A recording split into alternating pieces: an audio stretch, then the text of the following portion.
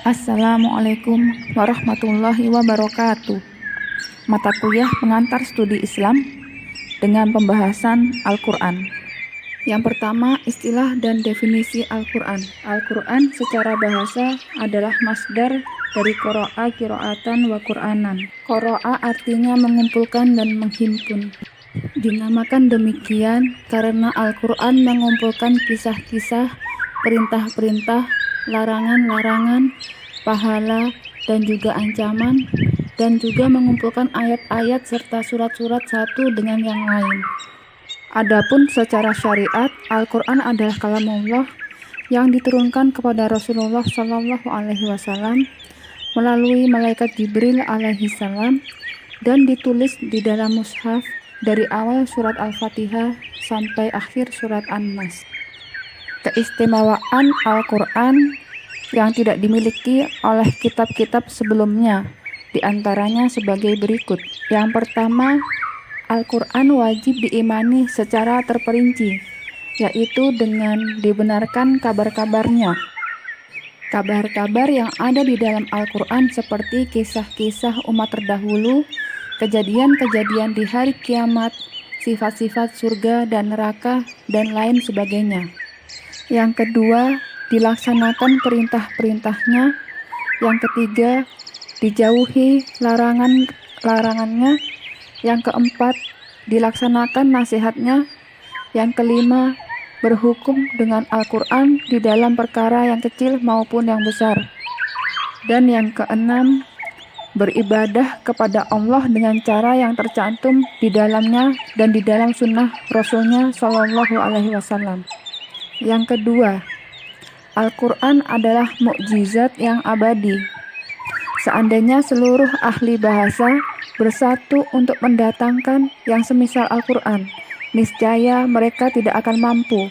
Allah Subhanahu wa Ta'ala berfirman, "Qul la in istama'atil insu wal jinnu ala ayyatu bimisli hadzal qur'ani la ya'tuna bimislihi walau kana ba'duhum li ba'din dhahira." Katakanlah, seandainya manusia dan jin berkumpul untuk mendatangkan yang semisal dengan Al-Quran, niscaya mereka tidak bisa mendatangkan yang semisal meskipun sebagian membantu sebagian yang lain. Quran Surat Al-Isra ayat 88. Dan di dalam hadis Rasulullah Shallallahu Alaihi Wasallam bersabda, "Ma minal anbiya'i nabiyyun illa u'tiya ma misluhu amana alaihil basyaru wa innama kana alladhi utituhu wahyan awhahumlahu ilayya fa'arju an akuna aksarohum tabi'an yaumal qiyamah." Tidak ada seorang nabi kecuali diberi ayat-ayat, yaitu tanda-tanda kekuasaan Allah atau mukjizat yang seharusnya beriman dengannya manusia. Dan sesungguhnya yang diberikan kepadaku adalah wahyu yang Allah wahyukan kepadaku, yaitu Al-Quran, maka aku berharap menjadi orang yang paling banyak pengikutnya di hari kiamat. Hadis riwayat Bukhari dan Muslim. Keistimewaan Al-Quran yang ketiga, Allah telah berjanji untuk menjaganya dari perubahan, baik lafaz maupun maknanya. Dijaga lafaznya sehingga tidak bisa ditambah dan tidak dikurangi, dan dijaga maknanya dari makna-makna yang menyimpang.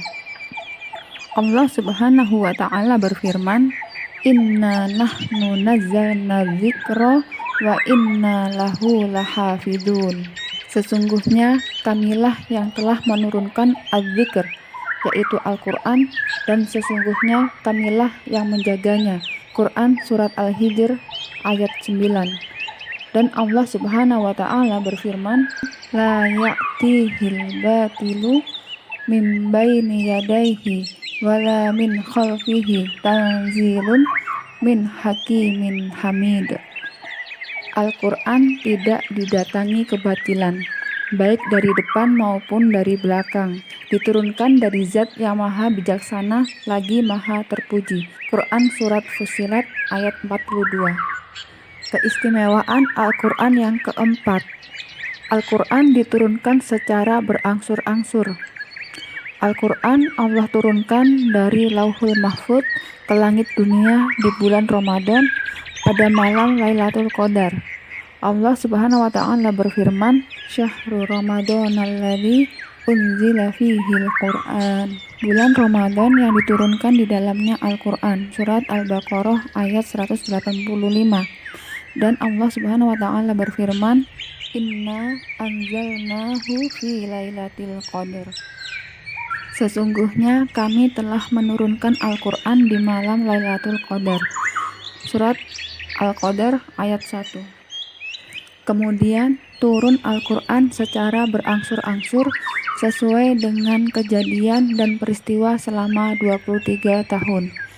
Ada di antaranya yang turun sebelum hijrahnya Nabi Shallallahu Alaihi Wasallam ke kota Madinah yang dinamakan surat-surat Makkiyah, dan ada di antaranya yang turun setelah hijrah Nabi Shallallahu Alaihi Wasallam ke kota Madinah yang dinamakan dengan surat-surat Madaniyah. Dan di antara hikmah turunnya Al-Quran secara berangsur-angsur adalah agar lebih mudah dihafal, dimengerti, dan diamalkan. Allah Subhanahu wa taala berfirman, "Wa Qur'anan faraqnahu litaqra'ahu 'alan nasi 'ala muqsin wa nazzalnahu tanzila." Dan Al-Quran telah kami pisah-pisahkan, yaitu diturunkan secara berangsur-angsur, supaya engkau wahai Muhammad membacakannya atas manusia pada beberapa waktu. Dan sungguh kami telah benar-benar menurunkannya secara bertahap. Quran Surat Al-Isra ayat 106. Dan Allah Subhanahu wa taala berfirman, "Wa qala alladziina kafaru laula nuzzila 'alaihil Qur'anu jumlatan wahidatan kadzalika linusabbita bihi fu'adak wa rattalnahu tartila." Dan berkata orang-orang kafir, seandainya diturunkan kepadanya Al-Quran dengan sekali turun, demikianlah supaya kami tetapkan hatimu dengannya, dan kami telah menjelaskan Al-Quran dengan perlahan. Quran Surat Al-Furqan ayat 32. Keistimewaan Al-Quran yang kelima adalah Al-Quran merupakan muhaimin bagi kitab-kitab sebelumnya. Allah Subhanahu wa taala berfirman, "Wa anzalna ilaikal kitaba bil haqqi musaddiqan lima baina yadayhi minal kitabi wa muhaiminan alaihi." Dan kami telah menurunkan kepadamu Alkitab dengan hak yang membenarkan kitab-kitab sebelumnya dan muhaimin kitab-kitab sebelumnya. Quran Surat Al-Maidah ayat 48. Muhaimin adalah yang menjadi saksi, yang menghukumi, yang mengemban amanat. Maksudnya, apa yang sesuai dengannya berarti benar dan menyelisihinya berarti salah. Keistimewaan Al-Quran yang keenam adalah Al-Quran menjadi petunjuk bagi seluruh manusia dan jin, dan bukan untuk bangsa tertentu saja. Allah Subhanahu wa taala berfirman, "Tabarakalladzi nazzalal furqana ala abdihi liyakuna lil alamina nadhira." Sungguh berbarokah Zat yang telah menurunkan Al-Furqan, yaitu Al-Quran kepada hambanya supaya memberi peringatan kepada seluruh alam. Quran Surat Al-Furqan ayat 1. Seandainya seorang nabi yang diutus kepada kaum tertentu hidup di zaman Nabi Muhammad SAW, niscaya dia diharuskan mengikuti Al-Quran dan mengikuti syariat Nabi Muhammad SAW. Beliau Shallallahu Alaihi Wasallam bersabda, "Walladzi nafsi biyadihi law anna Musa kana hayyan ma wasi'ahu illa ayyattabi'ani." Demi Zat yang jiwaku berada di tangannya, Seandainya Musa hidup, niscaya tidak ada pilihan baginya kecuali mengikuti aku. Hadis riwayat Ahmad. Keistimewaan Al-Quran yang ketujuh, membacanya dianggap ibadah. Selanjutnya, nama-nama Al-Quran.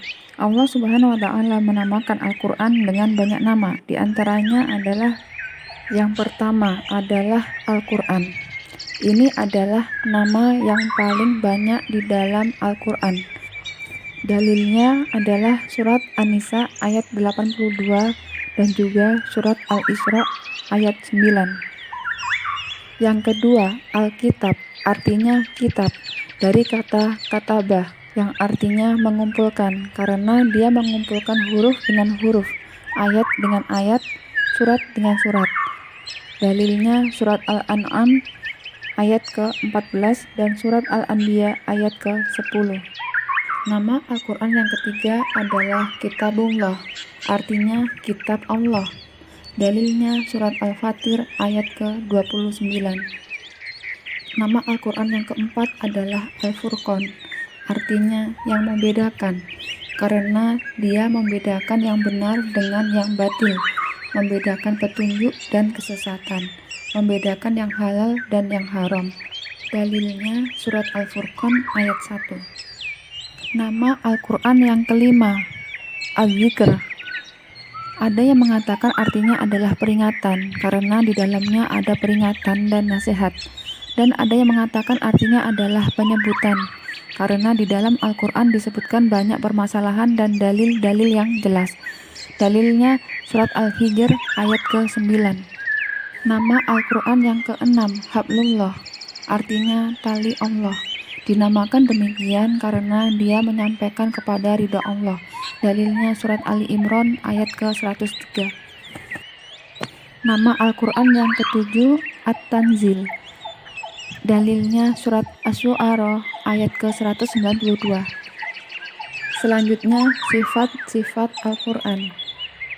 Sifat Al-Quran yang pertama adalah sebagai cahaya atau nur. Terdapat pada Quran surat An-Nisa ayat ke-174. Sifat yang kedua, mau'idhah atau nasihat. Syifa, obat, huda, petunjuk, dan rahmat. Pada surat Yunus ayat ke-57. Sifat yang ketiga, mubin, yang menjelaskan.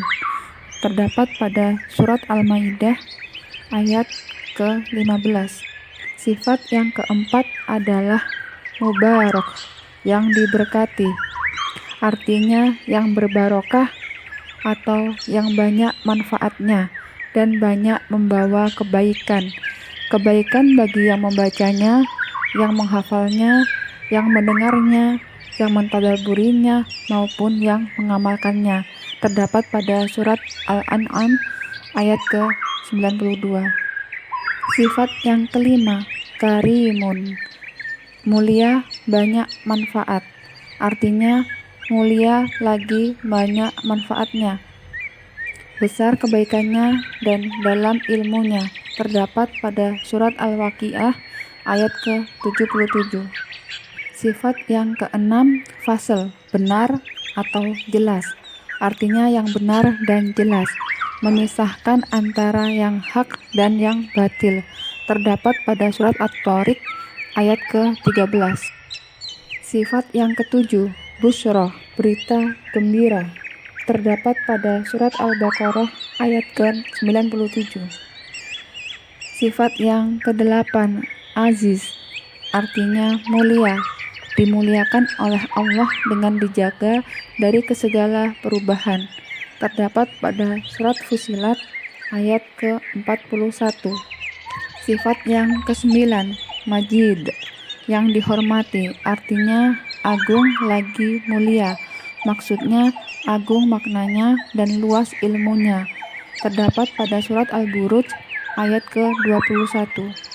Sifat yang ke-10, basyir, pembawa berita gembira, dan nadir, pemberi peringatan. Terdapat pada surat Fussilat ayat ke-3 dan ayat ke-4. Sifat yang ke-11, hakim, memiliki hikmah, Hakim artinya memiliki hikmah dan kebijaksanaan yang mendalam. Ayat-ayatnya muhkam, yaitu kokoh. Dia kokoh karena datang dengan lafaz yang paling fasih dan jelas yang mengandung makna yang dalam. Kokoh karena tidak mungkin dirubah. Kokoh karena kabar-kabar yang ada di dalamnya benar sesuai dengan kenyataan.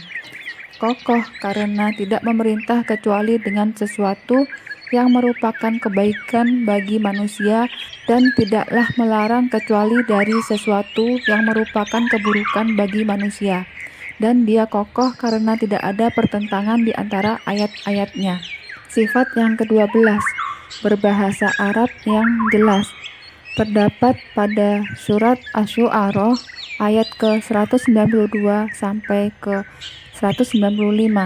Perbedaan antara Al-Quran, hadis qudsi, dan hadis nabawi.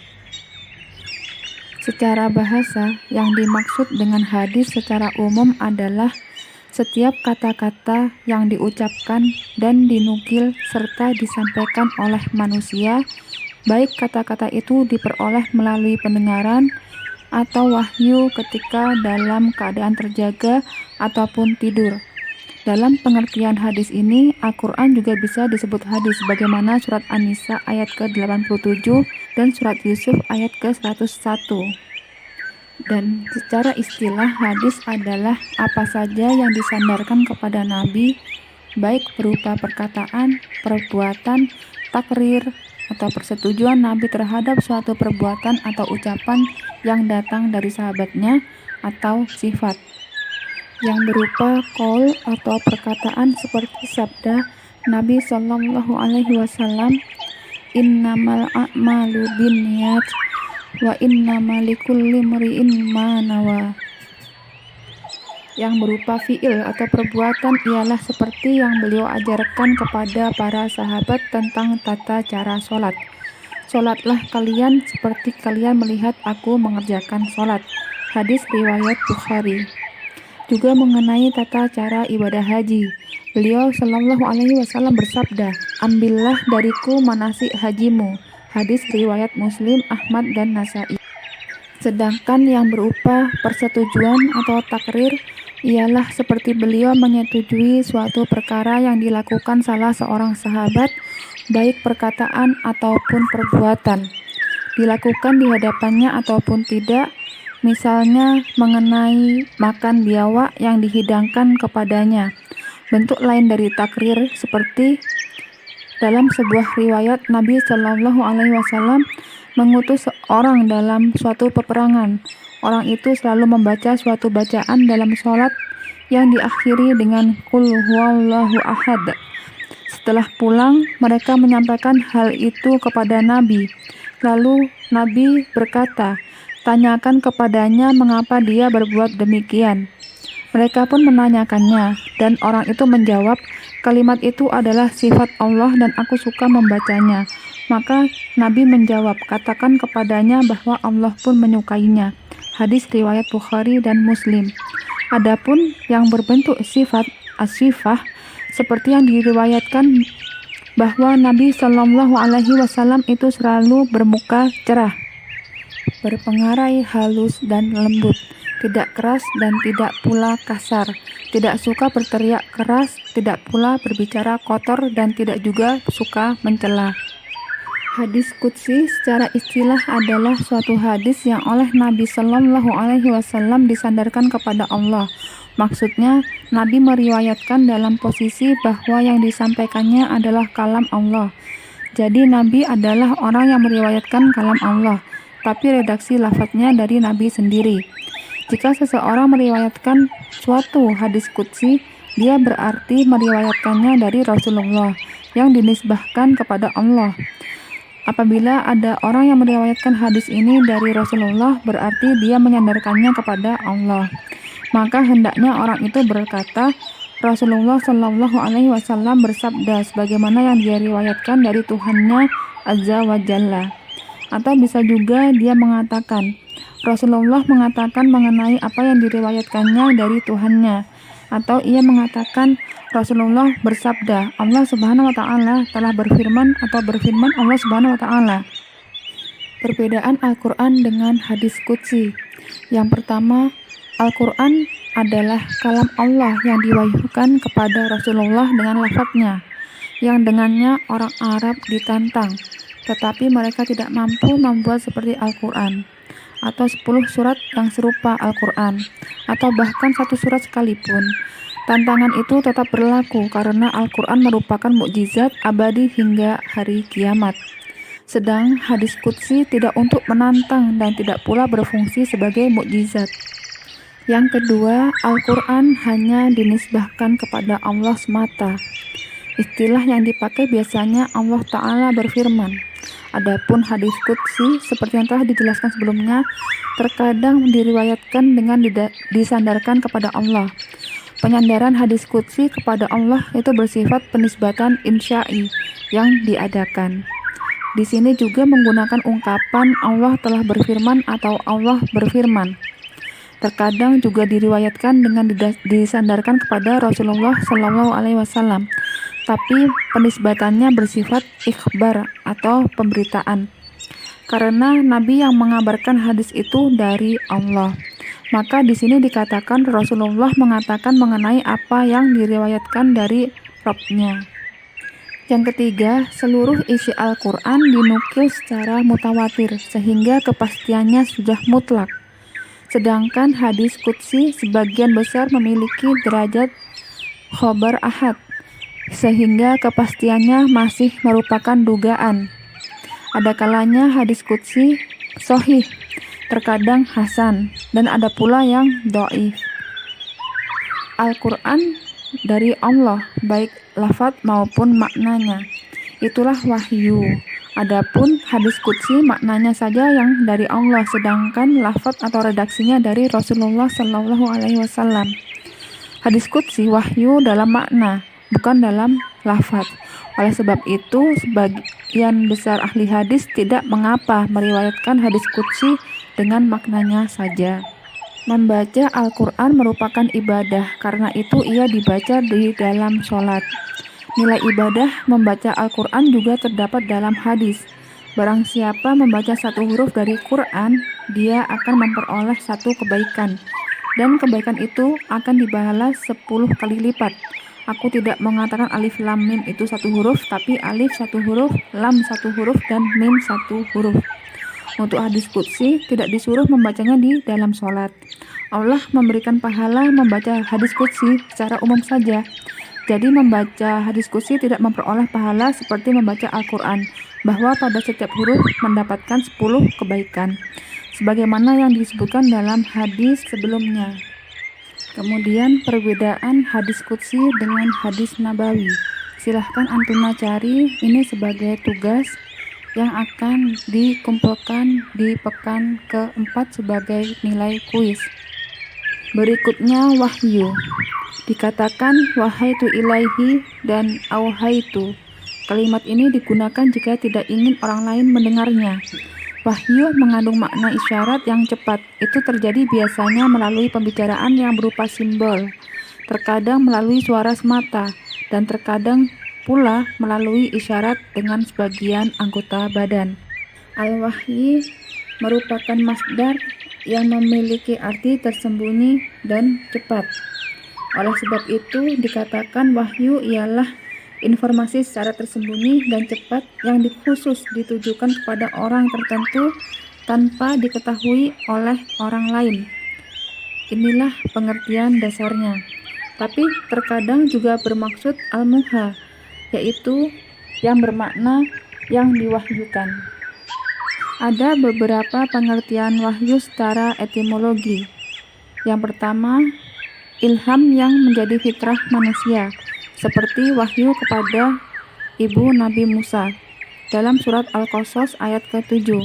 Yang kedua, ilham yang berupa naluri pada binatang, seperti wahyu kepada lebah, terdapat pada surat An-Nahl ayat ke-68. Yang ketiga, isyarat yang cepat melalui isyarat, seperti isyarat Zakaria yang diceritakan dalam Al-Quran dalam surat Maryam ayat ke-11. Yang keempat, bisikan setan untuk menghias yang buruk agar tampak indah dalam diri manusia. Dalam surat Al-An'am ayat ke-112 dan ayat ke-121.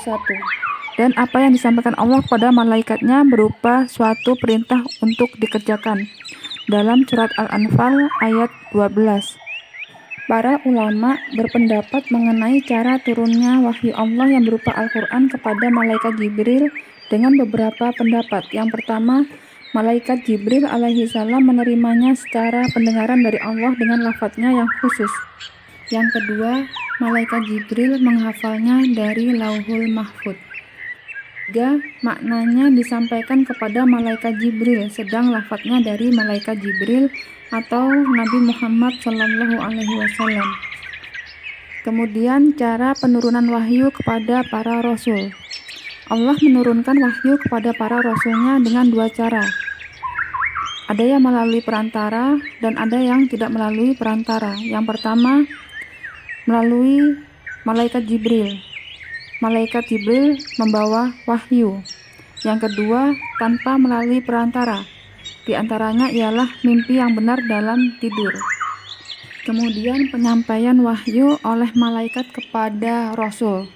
Ada dua cara penyampaian wahyu oleh malaikat kepada rasul. Yang pertama, datang dengan suatu suara seperti suara lonceng, yaitu suara yang amat kuat yang dapat mempengaruhi kesadaran sehingga ia dengan segala kekuatannya siap menerima pengaruh itu. Cara ini adalah cara yang paling berat bagi Rasul. Apabila wahyu yang diturunkan kepada Rasulullah dengan cara ini, biasanya beliau mengumpulkan segala kekuatan dan kesadarannya untuk menerima, menghafal, dan memahaminya. Terkadang suara itu seperti kepakan sayap-sayap malaikat, seperti diisyaratkan dalam hadis riwayat Bukhari. Apabila Allah menghendaki suatu urusan di langit, maka para malaikat memukul-mukulkan sayapnya karena tunduk kepada firman-Nya, bagaikan gemerincingnya mata rantai di atas batu-batu yang licin. Yang kedua, malaikat menjelma kepada Rasul sebagai seorang laki-laki. Cara seperti ini lebih ringan daripada cara sebelumnya karena adanya kesesuaian antara pembicara dan pendengar. Para ulama antusias untuk menyelidiki surat-surat Makkiyah dan Madaniyah. Mereka meneliti Al-Quran ayat demi ayat dan surat demi surat untuk ditertibkan sesuai dengan turunnya dengan memperhatikan waktu, tempat, dan pola kalimat. Yang terpenting dalam objek kajian para ulama dalam pembahasan ini ialah yang diturunkan di Mekkah, yang diturunkan di Madinah, yang diperselisihkan, ayat-ayat Makkiyah dalam surat-surat Madaniyah, ayat-ayat Madaniyah dalam surat-surat Makkiyah, yang diturunkan di Makkah namun hukumnya Madaniyah, yang diturunkan di Madinah tapi hukumnya Makkiyah, yang serupa dengan yang diturunkan di Makkah dalam kelompok Madaniyah, yang serupa dengan yang diturunkan di Madinah dalam kelompok Makkiyah, yang dibawa dari Makkah ke Madinah, yang dibawa dari Madinah ke Makkah, yang turun di waktu malam dan di waktu siang, yang turun di musim panas dan musim dingin, dan yang turun di waktu menetap dan perjalanan. Faedah mengetahui Makkiyah dan Madaniyah. Yang pertama, untuk dijadikan alat bantu dalam menafsirkan Al-Quran, sebab pengetahuan mengenai tempat turun ayat dapat membantu memahami ayat tersebut dan menafsirkannya dengan tafsiran yang benar, sekalipun yang menjadi pegangan adalah pengertian umum lafaz, bukan sebab yang khusus. Berdasarkan hal itu, seorang mufassir dapat membedakan antara ayat yang nasikh dengan yang mansukh bila di antara kedua ayat tersebut terdapat makna yang kontradiktif. Yang datang kemudian tentu merupakan nasikh atas yang terdahulu. Yang kedua, meresapi gaya bahasa Al-Quran dan memanfaatkannya dalam metode berdakwah menuju jalan Allah, sebab setiap situasi mempunyai bahasanya tersendiri. Memperhatikan apa yang menjadi tuntutan kondisi sangat penting dalam ilmu balaghah. Ciri khas gaya bahasa Makkiyah dan Madaniyah dalam Al-Quran juga memberikan kepada orang yang mempelajarinya sebagai sebuah metode dalam dakwah ke jalan Allah, agar dapat menyesuaikan dengan psikologi lawan bicara. menguasai pikiran dan perasaannya, serta dapat memberikan solusi terhadap apa yang ada dalam dirinya dengan penuh bijaksana. Setiap tahapan dakwah mempunyai topik dan pola penyampaian tersendiri. Pola penyampaian itu berbeda-beda sesuai dengan perbedaan manhaj, keyakinan, dan kondisi lingkungan. Yang demikian tampak jelas dalam berbagai cara Al-Quran menyeru berbagai golongan, orang yang beriman, yang musyrik, yang munafik, dan ahli kitab.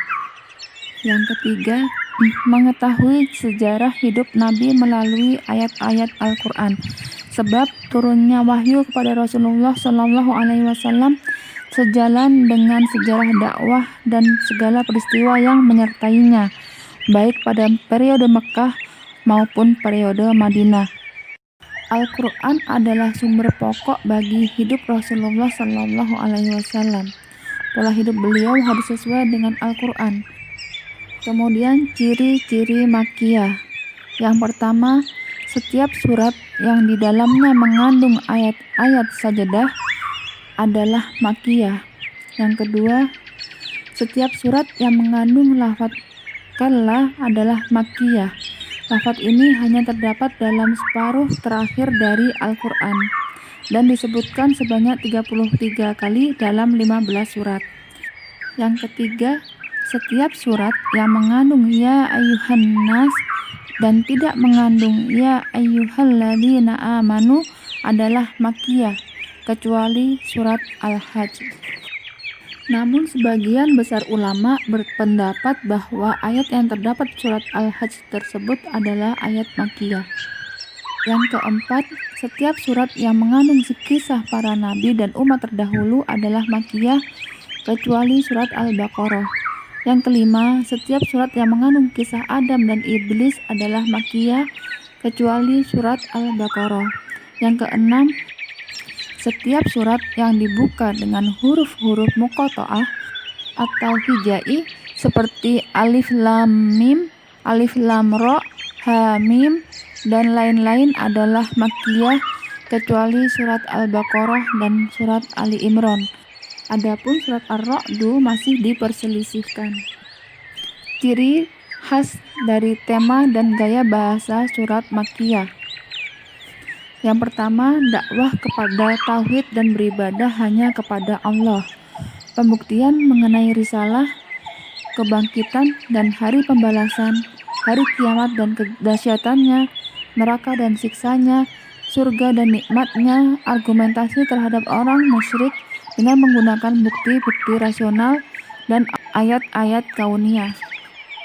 Yang kedua, peletakan dasar-dasar umum bagi perundang-undangan dan akhlak yang mulia yang dijadikan dasar terbentuknya suatu masyarakat. Pengambilan sikap tegas terhadap kriminalitas orang-orang musyrik yang telah banyak menumpahkan darah, memakan harta anak yatim secara zalim, penguburan hidup-hidup bayi perempuan, dan tradisi buruk lainnya. Yang ketiga, menyebutkan kisah para nabi dan umat-umat terdahulu sebagai pelajaran, sehingga mengetahui nasib orang sebelum mereka yang mendustakan Rasul sebagai hiburan bagi Rasulullah SAW, sehingga ia tabah dalam menghadapi gangguan mereka dan yakin akan menang. Yang keempat, kalimatnya singkat, padat, disertai kata-kata yang mengesankan. Di telinga terasa menembus dan terdengar sangat keras, menggetarkan hati, dan maknanya pun meyakinkan dengan didukung oleh lafaz-lafaz sumpah, seperti surat-surat yang pendek-pendek kecuali sedikit yang tidak. Kemudian ciri khas penetapan Madaniyah. Yang pertama, setiap surat yang berisi kewajiban atau sanksi hukum. Kedua, setiap surat yang di dalamnya disebutkan orang-orang munafik kecuali surat Al-Ankabut, ia adalah Makkiyah.